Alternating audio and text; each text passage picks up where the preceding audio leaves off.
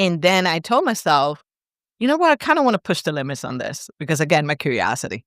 I wanted to see how far ChatGPT can actually go. Like, how much knowledge does this thing have? Welcome to the Simple and Smart SEO Show podcast. I'm your host, Waddell, here to bridge the gap between SEO strategy and real-world business success. Whether you're an entrepreneur, marketer, or SEO enthusiast, this is your place to learn, share, and build a brand that stands out.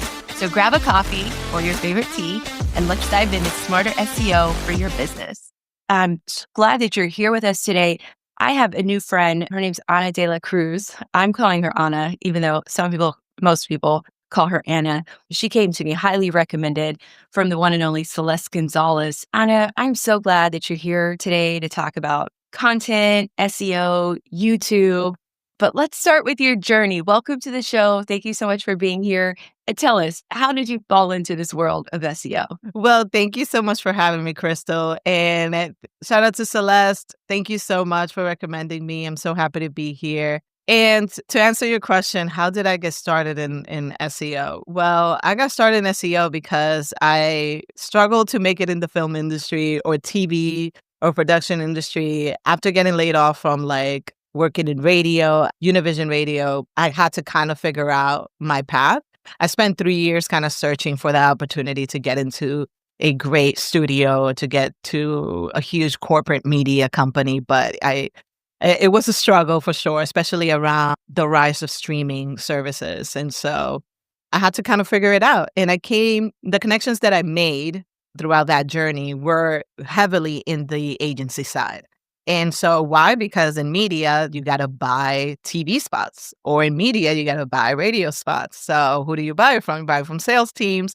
And normally those sales teams get those buys from the agencies who have these clients like McDonald's, AutoNation, those big corporate advertisers. And so I made a lot of connections in the agency side, and one thing led to another. I kept being recommended to work in an agency, and I ended up at Publicis first. That was my first full-time. I would say part-time, but still full-time because I was hired as a contractor, but I was working full-time hours. And so I got hired there as a strategist and actually as a media activation specialist. And what that means is you basically handle a lot of the media buys that come in for the Hispanic market. So I was still working in the Hispanic market even after leaving Univision. Again, long story short, from that experience led me to Omnicom, which is another Big Four agency. And then I ended up there as a strategist, which is also managing media budgets. And I kept seeing SEO in those media plans. And I was just like, who is this?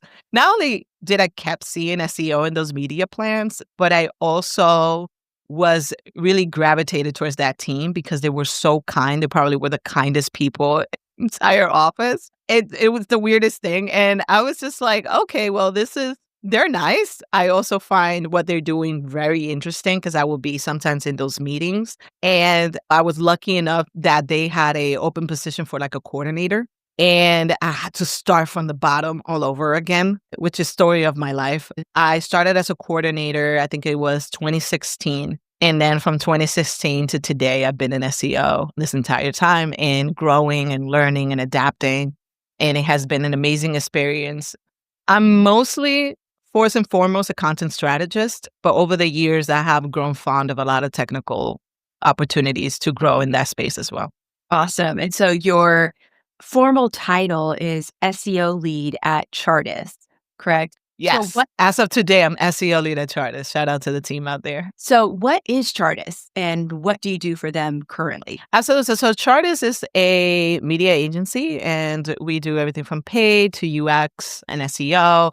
We also do a lot of tech and also do some data analytics as well. So we have a really smart, very capable team.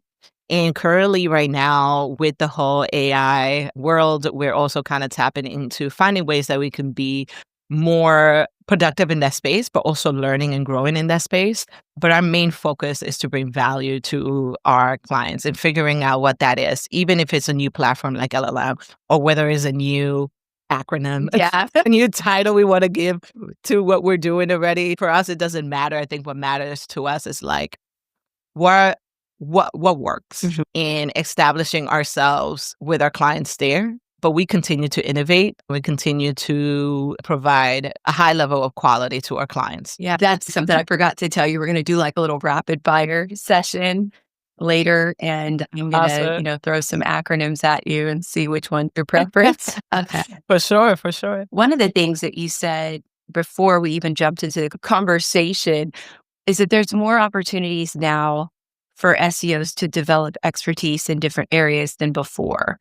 And so I'm curious, what are those opportunities and where are those opportunities? That's a good question. That's a really good question because I was actually thinking about this. Funny that you mentioned that because I was thinking about what can SEOs do now that they couldn't do before. And the reason why that question is interesting is because mainly now with AI, there is a lot of question of whether our skills are still valuable in that space. And so when you tell someone, hey, you have more opportunities now than you ever did before, what does that truly mean? Does that mean that the opportunities that currently exist right now can evolve, can become better? And so now you have to kind of find new areas of expertise because you believe the skills that you currently possess are no longer valuable? Or does that mean that the skills that we do possess now have an opportunity to evolve even to better and become more adaptable to this new platform? So I think that there's two avenues you can take. You could evolve in your current state. Right now, I feel like content strategy can definitely evolve in the age of LLMs and AI. And what does that mean? What are the opportunities there? And then there is new skills that you can develop. And a lot of people are moving towards the AI and LLMs and becoming expert in that space. Vibe coding is becoming a great skill to have. I personally have been dabbling in it intensively, almost too much, but I've been enjoying it and I've been trying to be as intentional as possible to not see it as an opportunity to kind of oversell what I'm doing, but to do it in a way that leads to, okay, let's test some things. Let's try to automate some processes. Let's try to figure out efficiency. Let's try to help the client be more productive. Let's try to get content strategies out there or content optimizations out there much more faster.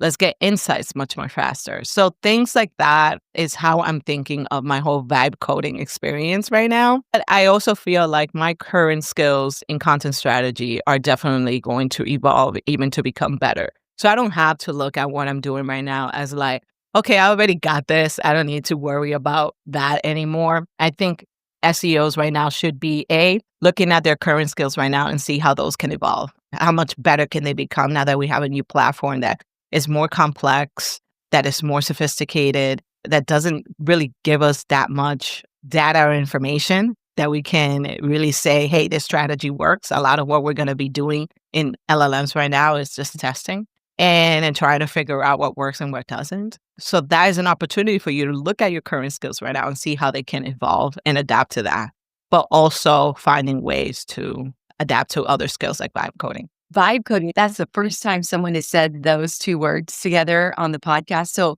what is vibe coding and why is everybody talking about it? Sure. Let's talk about something I completely don't know about. And that's what I love about myself, honestly. I am the most unorthodox person in the world. I would jump on something and learn something and still not know what I'm doing halfway through it. But here's my understanding of vibe coding and what I've learned so far with my experience.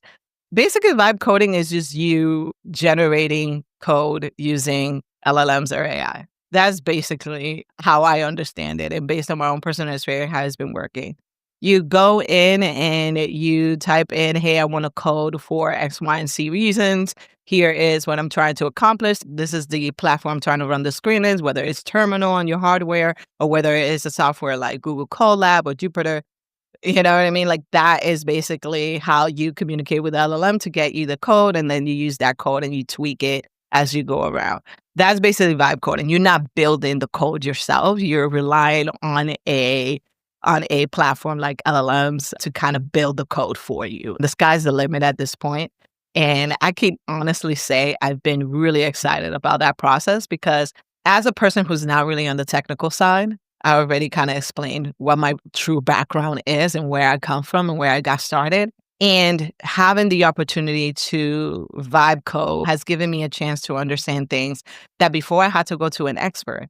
And that's not always something you have access to, unfortunately. And this is something that Gus, I forgot his last name, but his first name is Pelagia? Gus. Yes. Thank you so much. He wrote an article about that, and he mentioned himself in the article. It's very difficult sometimes to find somebody that can help you code an idea that you have. Mhm. And sometimes you have to pay for that kind of service. So it's not always something that you have access to. So I've been really enjoying that experience myself to be able to go into this platform and say, hey, I need a code for this and get it. That speaks to the entrepreneur heart in me. And I'm going to find that article, read it, and link to it, because so much of what we do when you're building something new is you're forging a path and all you have is an idea. So you don't have an SOP and you don't have a timeline.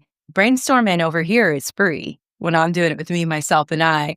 But the moment I bring a professional in, the cost goes way up. That's been one of the biggest struggles, is really fleshing out an idea and making it into something tangible, and doing it in a lean way and an affordable way. I think a lot of great ideas have probably gotten discarded.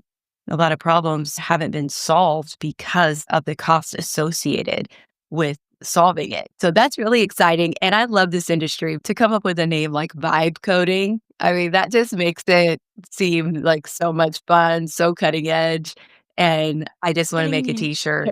It's a vibe. It's a vibe when you're doing it. It's a vibe. I think I'm going to get a shirt that says vibe coded, right? Cool. And then the people who know, they'll know. Oh, they'll know. They'll know. I'm pretty sure the industry by now knows. But you'd be surprised. A lot of people are really scared of vibe coding. Yeah. A lot of people don't feel like this is something that they want to do. I'm going to tell you a really quick story. When I first got started vibe coding, I can't remember exactly how, because I'm a very curious person. Like I said earlier, I sometimes take unorthodox approaches to learning because I'm someone that has to be hands-on. And at the time, I wasn't surrounded by the most technical people, because that is also something that I've noticed in the SEO world as I worked in different agencies. The skill level sometimes changes. Sometimes you're around more content-driven people than you are around more technical-driven people. So at the time, I was surrounded by more content-driven skills. And I knew that this AI LLM thing was going to become a big part of our industry. That was very obvious, especially with the webinars that were coming out around that time when ChatGPT launched. And I think I was talking to Ryan Jones from Razorfish. I was working at Publicis, and Razorfish is part of Publicis.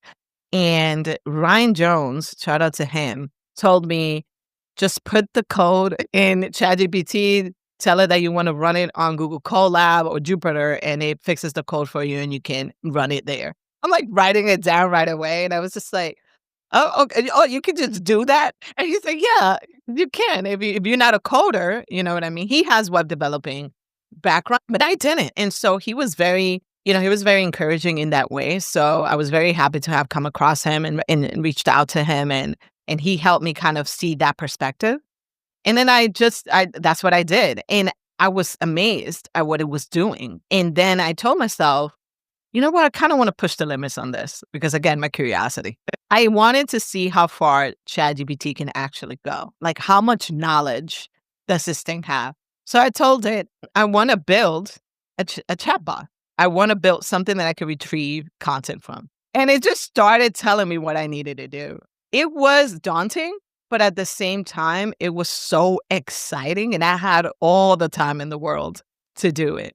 Right now, I'm very busy, but at the time, doing a project like that specifically does take time because you have to kind of gather all the data you want to train this chatbot with. And as you're hearing me, you can see that I'm understanding a process of LLM. The training data process of LLM is very important. And you're going to hear that a lot over the years because LLMs need to stay up to date with fresh data.